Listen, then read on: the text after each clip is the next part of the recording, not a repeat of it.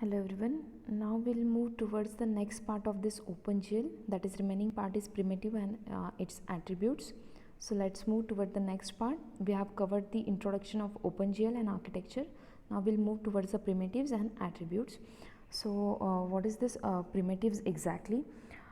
The basic ones which are specified by the set of vertices, means whatever the point, or you are saying the line or a polygon, that all are shown by the set of vertices. So before going towards exactly what is the primitive, first we'll see what is how it is written. Okay, so an API should contain a small set of primitives that the hardware can be expected to support. So primitives should be orthogonal, and in this program now here I have written the program that GL begin a type. GL is what? Your graphics library. You are showing that you are beginning this graphic library, and then you are using some vertex over here, right? So how we are mentioning the vertex means, if you draw a point, it is nothing but a vertex. If you are drawing a line consists of the two endpoint vertices. If you are drawing the polygon, it is made up of vertices and lines, right? So vertex is a very basic unit of this graphics library. So how the vertex are represented? Here is one example is given. You can see here it is mentioned like a GL vertex star, in brackets some parameter you have to provide, bracket completed, and then you are giving completing that bracket with a semicolon, right? So this, in this way we are writing this vertices in this graphics library. So what is the type here? Type is showing how the OpenGL assembles the vertices. So in this way we have to mention the type over here. Now we'll see the meaning of this star, then what can be the parameter one by one. We'll see the meaning of this.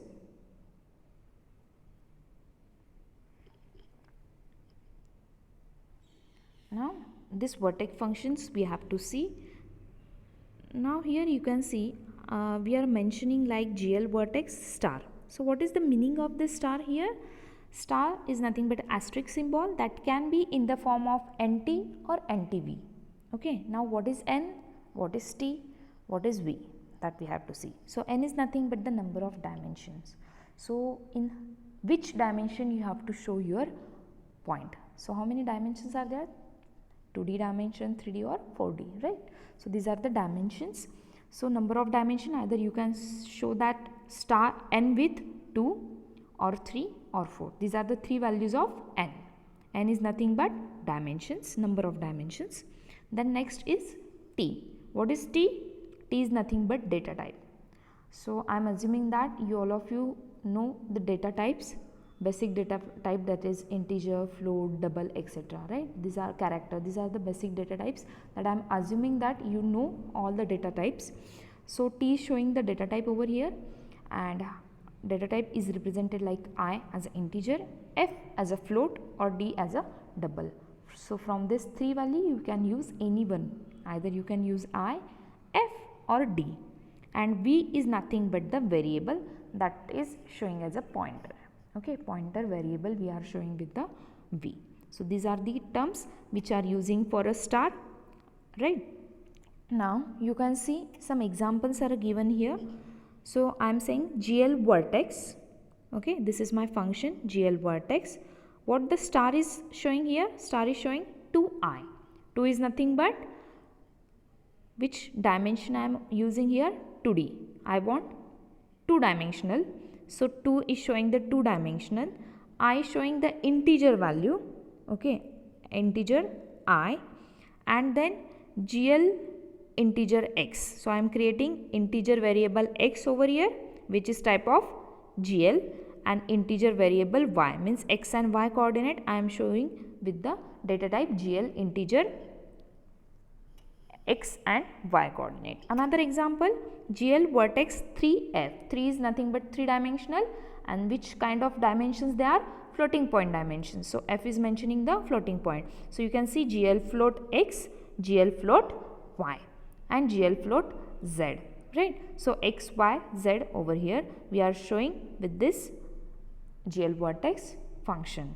One more example is there, that I am mentioning that in NTV format, n is nothing but dimension, that is 2 dimensional. F is what? Your data type float, and V is nothing but your pointer. So where it is pointing?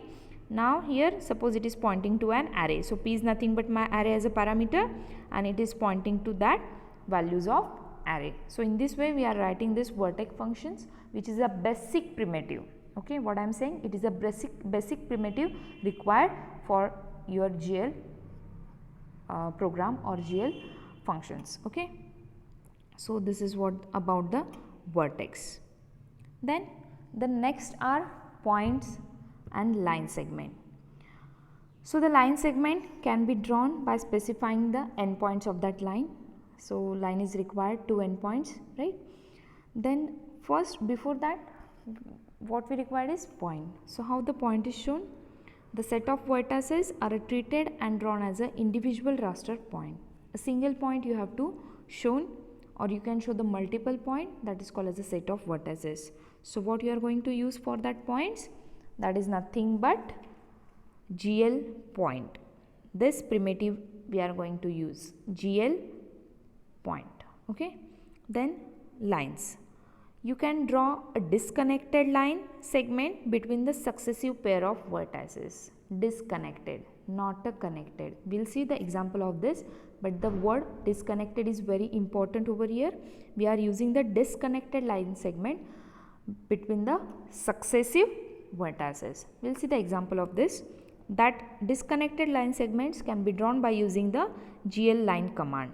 By using this GL line command. Then the next is we can draw the connected line segment. Right, now we can connect the line segments between the vertices without connecting back to the first vertex. Means loop should not be exist there. Means you should not connect your last vertex to your first vertex over here, and all other vertex are connected. Only the last and the first vertex is not connected in this GL line strip. So what we are using here? GL line strip to draw the connected segment, but in this the last and the first vertex is not connected. The next topic is you can draw a connected segment by considering your last and the first segments. Means you can connect your last vertex and the first vertex by using GL line loop. Okay, by using GL line loop primitive. So these are the 4 primitives that we are using for these points and line segments. So let's see the example of this.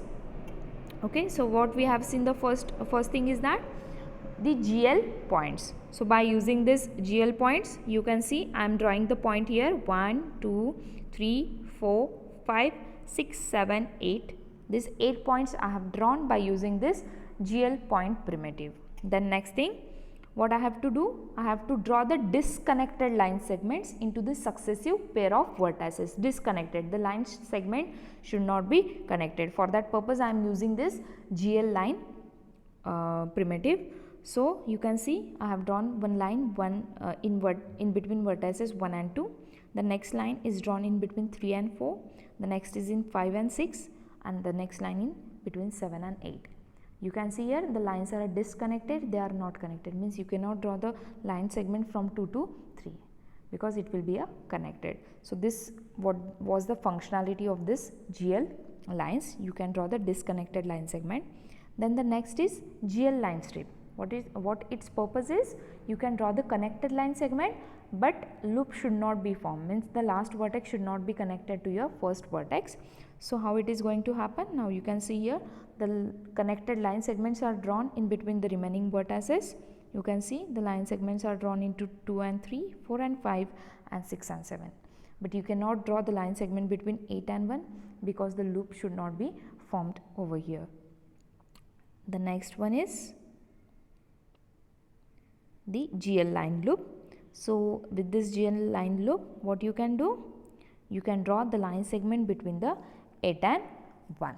Okay, you can drawing the line segment in between 8 and 1. So how we have done first? First we have the GL points, right? With this GL points, after that we are having the GL lines primitive, then GL line strip primitive and GL line loop primitive. So by using this GL line strip and GL line loop, you can draw the polygon also, right? So first you have taken some points with these GL points, then you have drawn the disconnected line segment from this, then you have drawn the connected line segment but not formed any kind of loop, and then by using GL line loop you are looping that line segments, right? You are closing that structure by using this GL line loop. So this is what the basic primitives, line and loop. So what I have seen up till now, the vertex, then point and the line segment. Now the next is polygon. So this polygon is described by the line loop. Already told you the connected lines but not forming a loop, then we are using a line loop primitive to form that or to close that figure. Okay, so there are two properties of the polygon. First is a simple polygon and the convex polygon. What is the simple polygon? No two edges cross each other. Now here in example you can see that in this no two edges are crossing to each other, right? That is called as a simple polygon. When you are considering the convex polygon, whenever you are saying the polygon is not a simple, that is called as a complex polygon, in that the edges are crossing to each other. You can see here, this is what the example of complex polygon in which the edges are crossing to each other. And one more type is there, that is called as a convex polygon. What is the convex polygon? That polygon, if you are considering any 2 points in between that polygon, and if you are joining the line with that 2 points, then that line should be inside of that polygon. It should not be outside of that polygon. So you can consider any 2 points that is line in between polygon, and if you are joining the line segment between that 2 endpoints, and if that line segment exists in between that polygon, then that polygon is called as a convex polygon. If such a thing is not happening, then that polygon is called as a concave polygon. But in primitives, we are not considering the concave polygon, we are just focusing on the convex polygon. Okay, so these are the polygons. So by using polygon primitives, what structure you can draw? You can see the example over here, right? So polygons, for that which primitive you are using? GL polygon. If you want to draw a triangle, triangle is also polygon. What is the definition of polygon? The polygon is nothing but the figure in which you are considering 3 or more than 3 vertices. So 3 vertices, nothing but a triangle. Triangle is also polygon, right? Line is a polygon? No, because it is not a closed loop, closed figure, so it is not a polygon, right? So from triangle and after triangle, whatever the shapes are there, that we are considering as a polygon, but it should be a closed figure. So triangle is a polygon. For that the primitive is GL triangle. Then quadrilaterals are also the polygon. For that the term is GL quads.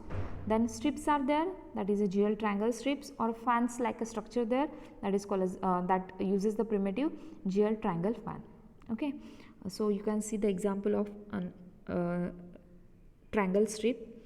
Here you can see the strips are formed by using the shape of triangles over here, right? So you have mentioned from point P0 to P1, and you are joining some strips over here which are forming a triangle like a structure. So that can happen by using this primitive GL triangle strip. Then next one is GL chord strip. You can also use, it is using a quadrilaterals to form a strip. You can see here it is forming a strip by using a shape. Which shape? Quadrilateral shape. That's why I am mentioning GL quad strip. Again you can form a fan like a structure by using a triangular shape. Now you can see that from point P0 to P1, P2, P3, P4, you are forming a triangles with different width and height, and with this triangle you are forming a structure or a shape like a fan, right? So this is what the primitives you can use to create your graphics under the polygon primitives, right? So these 5 primitives are used under the polygon. Then next one is attributes. This is all regarding to the primitives. What we have seen, the line segment, then we have seen what the point and the polygon, and what are the primitives used for polygon. Now what is the attributes of these primitives that we have to see? We have seen the point, line segment, polygon as a primitives. Now we will see what is its attribute. So the attribute is nothing but any property that determines how the geometric primitives to be rendered, means how that primitives are drawn, that are shown by the attributes. So each geometric primitive is to be rendered over here. So what are the set of attributes here? That points, lines and polygon are your primitives. Now point is having the attribute like a color.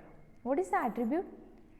If I am saying this is what the person, so what is the person is nothing but your object, right?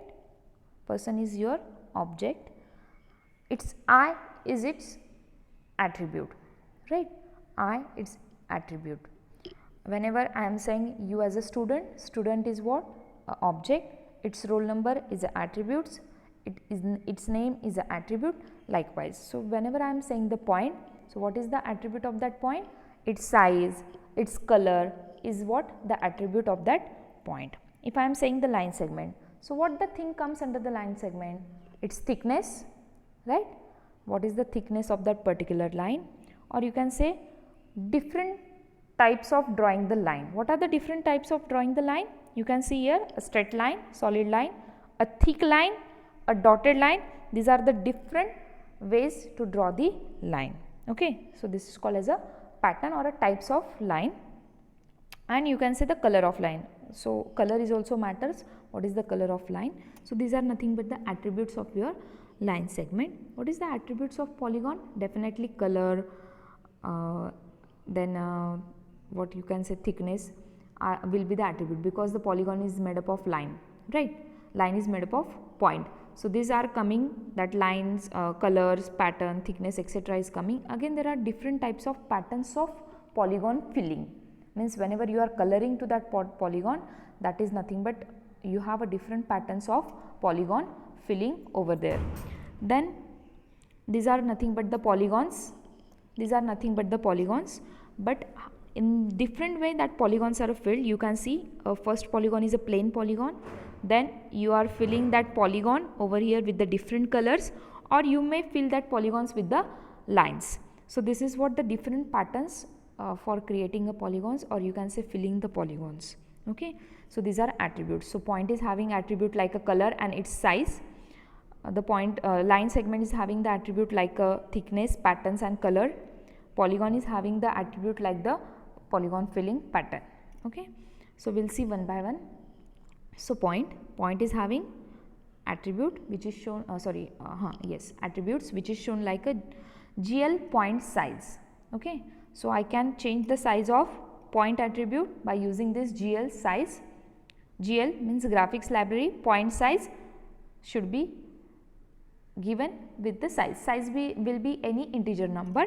So this functions or this attribute we are going to use for setting its size. Then line can be drawn like a GL line. Width we have to mention for a point, and in parameter size means you are giving the width, you required 1 centimeter, 2 centimeter, likewise that size you have to mention over here. So width must be greater than 0.0, but obviously it should not be negative, right? It should be greater than 0.0. It can be in floating value, but it should be greater than 0, and default width is set to the 1, means at a time 1 pixel is making on to drawing that pixel. If you want to draw the line of width 2, means you are making 2 pixels on, so width will be 2, likewise. Again what is the requirement for that? So you can make enable or a disable. What is this enabling and disabling? In that you can activate the line style. Okay, which kind of style you are requiring to draw that particular line, that style will be activated by using this GL enable and GL disable. In that you have to mention GL line stipple. Okay, so what is that stipple function here? In that you are giving which pattern you want, whether it is dotted line, dash dotted line, or thick line, thin line, that you have to mention with this pattern. And repeat factor means how many times you want to repeat that. 2 lines, then 1 dot, or a single dot, single line, that factor you have to mention with this repeat factor. So in this way you are drawing the line. Then next is polygon, how you are filling that polygon. But obviously polygon is made up of points and lines, so you are using the same thing whatever we have used for lines, its color and what you can say, the line style, etc. But after that there is one more thing for polygon, is nothing but how to fill that polygon. So for that filling you are having a hollow style, that is nothing but only boundary in color, current color, means whatever the boundary of that polygon should be colored. We have seen the example of polygon in last, that is nothing but you can see here the first thing, only the boundary of that polygon is colored over here. So this is what the hollow style. Then next is solid fill, means you have to fill inside that polygon with whatever color you have mentioned, either it can be a color of boundary or any color other than the boundary color that you have to fill. For that you are using GL fill. Okay, so or you can want to fill that different pattern. Okay, you can fill the polygon with different pattern, that can be a fill pattern or a hatch fill. So what is the hatch fill? You can see that hatch fill means you are giving a diagonals, or you are drawing the line as a diagonals in that particular polygon, or you may have the checks like a structure over here, that is called as a diagonal cross hatch fill. In that you are making the cross diagonal structure. So in this way you can fill your polygon. This is the attributes of polygon filling. So again I am repeating, for a point what is the attribute? Its color and size. For a line, what is the attributes? Its thickness. Then a line style, means in patterns, different patterns to draw a line, and the color of line. And for polygon, the types of polygon filling matters, right? So this is all about the attributes. Again we have seen different patterns, size, etc. What is the color? How we are going to change the color attribute? So there are different approaches are there. So basically for GL there are two approaches we are using for a color. But what is the color exactly? From programmer's point of view, if I am a programmer, what I will think that color is handled through the APIs. Okay, what I will think that API is nothing but application program interface. So I will think that the color are given to the particular shapes by the API, but not exactly the thing. The colors are given from the different color models. So there are two models, that is RGB model and index color model are there for this GL. There are different color model also, CMYK, etc. But for this graphics library OpenGL, there are two color model used, that is RGB model and the index color model. So what is this RGB model? You can see here its name itself indicates that red, green and blue. Already covered this RGB model in one of our lecture, right? So that model we are going to use here. So this model contains three different channels of color: red channel, blue channel and green channel. Three different color channels are used separately, and for this three different channel we are using the three different frame buffer to store that pixel. Means the value of red pixel will be stored into the red frame buffer, the value of green pixel will be stored into the green frame buffer, and blue values are stored into the blue frame buffer. So you can see in this image also the red values are stored into the C, that is its frame buffer. Green values are what we can say retrieved from the blue frame buffer, and the blue values are retrieved from the blue frame buffer. So you can see here that three different frame buffers are required for these three different colors. So this RGB values can be mentioned by using the function, that is GL color. How we are coloring the particular object? You can see here GL color 3F. 3 is nothing but 3 value of color, and that value are floating point. So which are 3 values? R value, G value and B value. Red value, green value and blue value we have to mention over here. So I want to color with the 3 values that are floating point values. So I can mention 1.2, 4.6, 10 point, etc. So how many bits are required for that? For each color channel 8 bits are required. Okay, 8 bit for red color, 8 bits for green color, 8 bit for blue color. And how many combinations of color we can have? a 16 million color combination we can form by using this RGB model.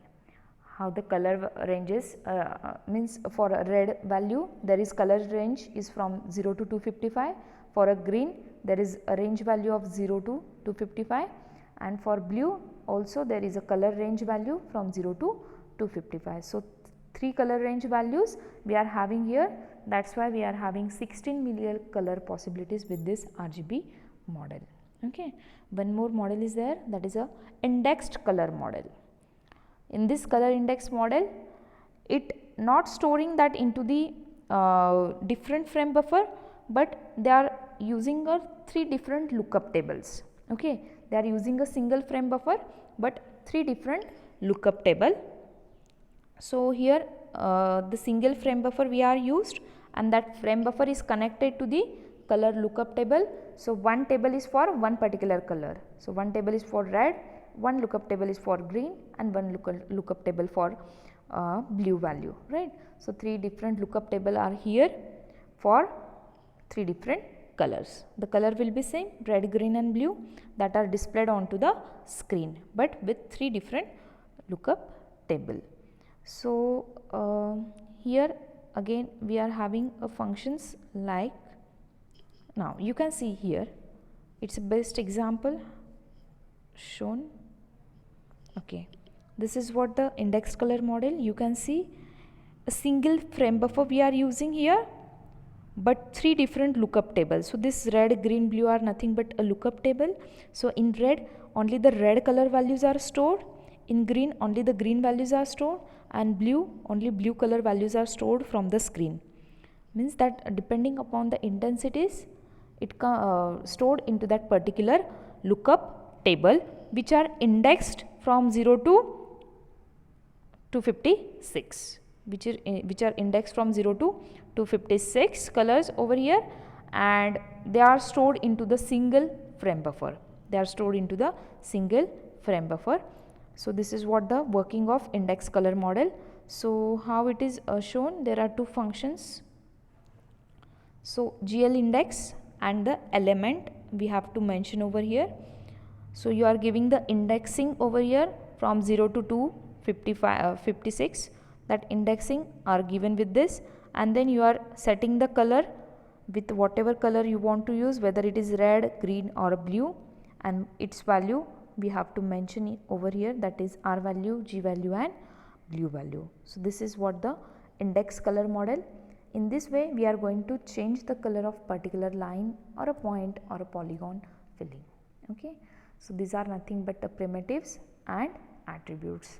So, just I am recalling the primitives and attributes. So, which are the primitives we are using over here? The primitives are like a point, line segment and polygon. These are primitives. So, which are primitive functions we are using? GL point, GL lines, GL line loop, GL line strip, like functions we are using for primitives. Which are the attributes? For a point, the attribute is its color, its size. For a line, the attribute it color, then a thickness of that line and different pattern of line drawing. For polygon, different patterns of polygon filling, whether it is hatch fill, diagonal cross hatch fill, diagonal hatch fill, it may be a solid fill, etc. That all kinds, boundary fill, etc. all kinds of patterns are over there. So, we will stop today here. Thank you all of you.